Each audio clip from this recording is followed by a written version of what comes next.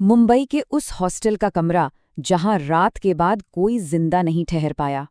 आज के इस विश्लेषण में हम मुंबई की भागदौड़ भरी सड़कों के बीच छिपी एक बेहद डरावनी अर्बन लेजेंड की गहराई में उतरेंगे।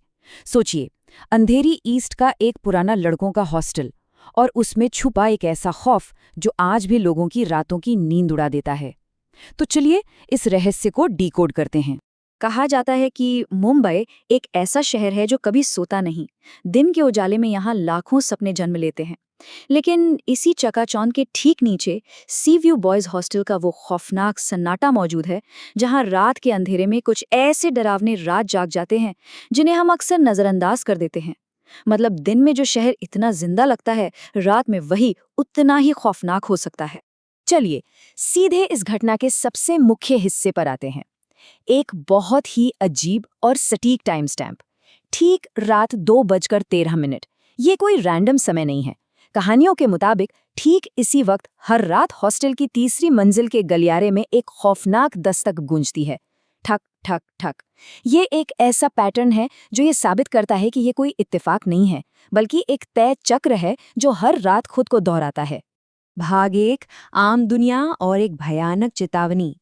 चलिए देखते हैं कि इस कहानी की शुरुआत कैसे होती है। तो होता कुछ यूं है कि साल 2024 में आर्यन नाम का एक फिल्म एडिटिंग का स्टूडेंट इस हॉस्टल में रहने आता है। पैसों की तंगी थी तो उसने ये सस्ता हॉस्टल चुन लिया। जब उसे तीसरी मंजिल के आखिरी कमरे के बारे में बताया गया तो उसने हंसकर कह दिया कि वो भूतों में विश्वास नहीं करता। लेकिन तभी 60 साल के मालिक मिश्रा अंकल का चेहरा एकदम गंभीर हो गया और उन्होंने एक ऐसी बात कही जो किसी के भी रोंगटे खड़े कर दें। उन्होंने कहा, बेटा, यहाँ जो लोग विश्वास नहीं करते थे वो अब यहाँ नहीं है। आर्यन की पहली रात। सब कुछ बिल्कुल नॉर्मल लग रहा था, लेकिन जैसे ही घड़ी में 2:13 हुए, ठक ठक ठक दरवाजे पर दस्तक हुई। आर्यन ने उठकर दरवाजा खोला तो बाहर कोई नहीं था। पूरा गलियारा खाली था। लेकिन सीढ़ियों के पास उसे एक लड़की दिखाई दी। लंबे काले बाल, सफेद गाउन, और उसका चेहरा नहीं दिख रहा था। आर्यन डर गया और जैसे ही उसने पलक झपकाई वो लड़की गायब हो गई। अगले दिन जब आर्यन ने बाकी लड़कों से इस बारे में पूछा तो सब एकदम चुप हो गए। फिर एक ने उसे हॉस्टल के कुछ बेहद सख्त नियम बताए। नियम कुछ ऐसे थे: रात 2 बजे के बाद कमरे से बाहर नहीं निकलना है। अगर किसी लड़की के रोने की आवाज आए तो जवाब नहीं देना है। तीसरी मंजिल पर अकेले तो बिल्कुल नहीं जाना है। और सबसे डरावना, अगर रूम 309 का दरवाजा खुला मिले तो पीछे मुड़कर नहीं देखना है। ये नियम साफ बता रहे थे कि आर्यन एक बहुत ही खतरनाक सीमा के करीब पहुंच चुका है।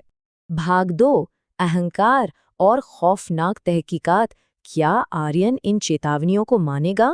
जाहिर है, आर्यन वीडियोस बनाता था। उसने इन सारी चेतावनियों को महज अंधविश्वास मान लिया और रात को कैमरा उठाकर सीधा रूम 309 की तरफ निकल पड़ा। वहां पहुंचा तो दरवाजा आधा खुला था और अंदर से रोने की आवाज आ रही थी। आर्यन ने कैमरा ऑन किया और अंदर चला गया। कमरे का नजारा बहुत ही खौफनाक था। दीवारों पर खून जैसे निशान थे, फर्श पर टूटे हुए फोटो फ्रेम बिखरे पड़े थे और ठीक बीच में एक पुराना डरावना आईना रखा हुआ था। ये जगह बिल्कुल ऐसी लग रही थी जैसे कोई भयानक घटना बस वहीं पर थम गई हो। अब सबसे बड़ा सवाल यही उठता है कि आखिर उसने वो दरवाज़ा खोला ही क्यों?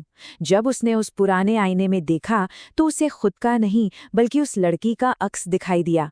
उसकी आंखें एकदम काली थीं, गर्दन अजीब सी टेढ़ी थी और वो धीरे धीरे मुस्कुरा रही थी। तभी अचानक कैमरा ग्लिच करने लगा और रिकॉर्डिंग में एक रोंगटे खड़े कर देने वाली आवाज आई, तुमने दरवाज़ा क्यों खोला? आर्यन घबराकर पीछे मुड़ा तो कोई नहीं था। और फिर अचानक धड़ाम, दरवाजा पूरी ताकत से अपने आप बंद हो गया। आर्यन वहां से अपनी जान बचाकर नीचे भागा और सीधे मिश्रा अंकल के पास गया। तब जाके मिश्रा अंकल ने वो खौफनाक सच बताया जो सालों से उस कमरे में दफन था। उन्होंने बताया कि ये कोई मामूली आत्मा नहीं है, बल्कि एक श्राप है। उस लड़की ने मरने से पहले साफ साफ कहा था, मैं किसी को यहाँ चैन से नहीं रहने दूंगी। और इसी नफरत ने पूरे हॉस्टल को अपनी गिरफ्त में लिया हुआ था। इस पूरी घटना को समझने के लिए जरा इस टाइमलाइन पर गौर करते हैं। 5 साल पहले रिया नाम की एक कॉलेज स्टूडेंट को उसके बॉयफ्रेंड ने बहुत बड़ा धोखा दिया था। इस बात से टूटकर उसने उसी रूम 309 में फांसी लगाकर अपनी जान दे दी। इसके बाद शुरू हुआ उस खौफनाक श्राप का सिलसिला। और अब 2024 में आर्यन के आने के बाद दर्द और मौत का वो लूप एक बार फिर से सक्रिय हो गया था। भाग 3 आखिरी रात का खौफ, जहां से भागने का कोई रास्ता नहीं था। सच्चाई जानने के बाद आर्यन ने फैसला कर लिया था कि वो अगली सुबह ही हॉस्टल छोड़ देगा, लेकिन किस्मत को कुछ और ही मंजूर था। उस रात वो मनहूस समय एक बार फिर लौटा। रात के 2:13। फिर से वही आवाज, ठक ठक ठक। लेकिन इस बार एक बहुत ही भयानक ट्विस्ट था। ये दस्तक कमरे के बाहर से नहीं, बल्कि आर्यन की अपनी अलमारी के अंदर से आ रही थी। अलमारी का दरवाजा धीरे धीरे खुला और अंदर रिया खड़ी थी। उसका चेहरा खून से लथपथ था और आंखें पूरी तरह सफेद हो चुकी थीं। कमरे का तापमान एकदम बर्फ जैसा ठंडा हो गया। दीवारों पर अपने आप खरोंचे बनने लगीं। तभी आर्यन का कैमरा अपने आप ऑन होकर रिकॉर्ड होने लगा और रिया की एक बहुत ही खौफनाक आवाज गूंजी, तुमने मुझे रिकॉर्ड किया? आर्यन की जिज्ञासा ने अब सीधे उस खौफ को चुनौती दे दी थी। अगली सुबह आर्यन अपने कमरे में नहीं मिला। वो गायब था। पुलिस को वहां सिर्फ उसका कैमरा मिला और जब उन्होंने वो फुटेज देखी, वीडियो में आर्यन बुरी तरह चिल्ला रहा था, कोई दरवाजा खोलो। फिर अचानक कैमरा जमीन पर गिर जाता है और वीडियो के बिल्कुल आखिरी फ्रेम में रिया कैमरे के एकदम सामने खड़ी दिखाई देती है। वो लेंस में देखकर मुस्कुरा रही होती है और फिर स्क्रीन हमेशा के लिए ब्लैक हो जाती है। भाग 4 अधूरे वीडियो का रहस्य, एक भयानक अंजाम। उस दिन आर्यन का सारा सामान तो कमरे में मिल गया, लेकिन वो इंसान खुद कभी नहीं मिला। ये पूरी घटना हमें एक बहुत ही साफ और सख्त चेतावनी देती है कि महज अपनी जिज्ञासा के लिए पुरानी किंवदंतियों को नज़रअंदाज करना कितना भारी पड़ सकता है। आज भी मुंबई के उस हॉस्टल का रूम 309 बंद है, लेकिन हर रात ठीक 2:13 पर वहां से लड़की के रोने की आवाज़ आती है। जरा सोचिए, अगर आज रात वहां कोई दरवाज़ा खोल दे तो क्या होगा? क्या हम उन दरवाज़ों को बंद रखना सीख पाएंगे जिन्हें असल में कभी खोला ही नहीं जाना चाहिए? इसी डरावने सवाल के साथ स्रोत सामग्री का हमारा ये विश्लेषण यहीं समाप्त होता है।